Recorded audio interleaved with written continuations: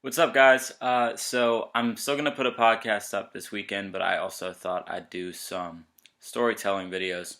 So this is the story of the time that I met R.Kelly, and it's pretty amazing.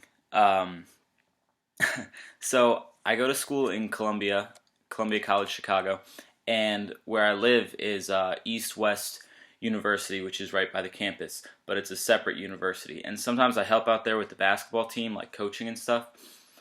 So I got back from class one day. Class ended at 6, and I was gonna go coach from like 6 to 9. And so I go up to the gym after I get back from class, and it's a small gym. Like there's not even room for bleachers. It's just a court, and that's it.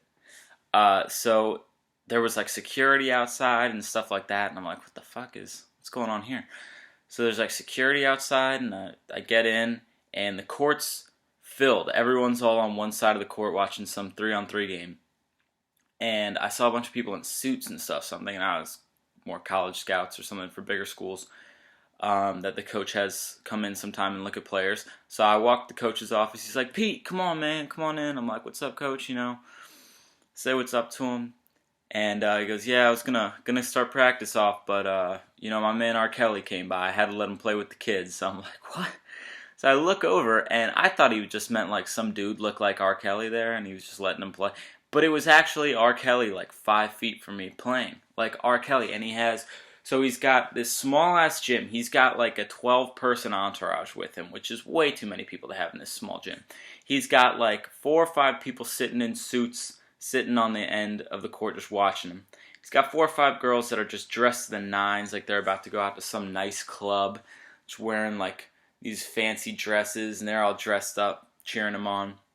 And he's got 3 or 4 guys that are with gym bags and stuff that are on his team that are just coming to play with him. And then he's got these like 6, 7 bodyguards walking around like security team.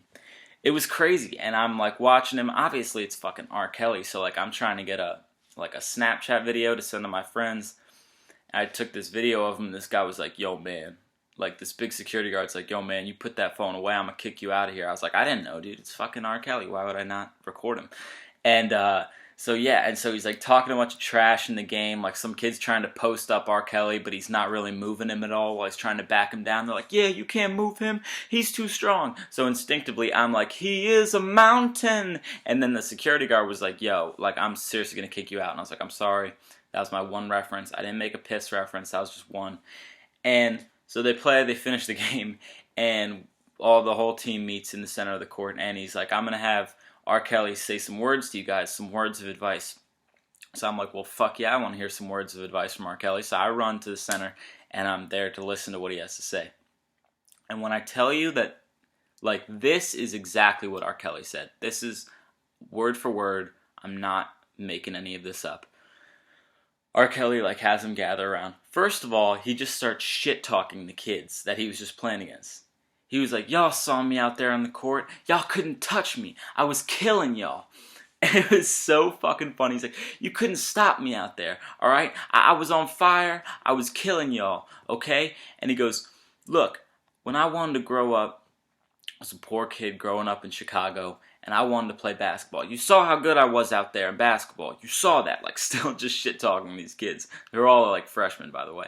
And he goes, and now, $50 million later, I'm here. R. motherfucking Kelly. Literally says that about himself. Turns to the kid that was just guarding him in the game and goes, in his face, 11 platinum records, son. So I'm like dying laughing, like trying to contain myself.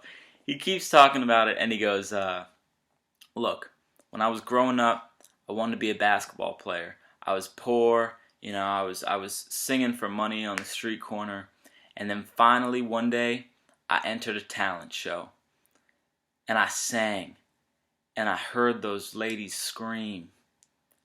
Point is, moral of the story, do whatever it is you can do to make those girls scream. Bring it in. And they brought it in.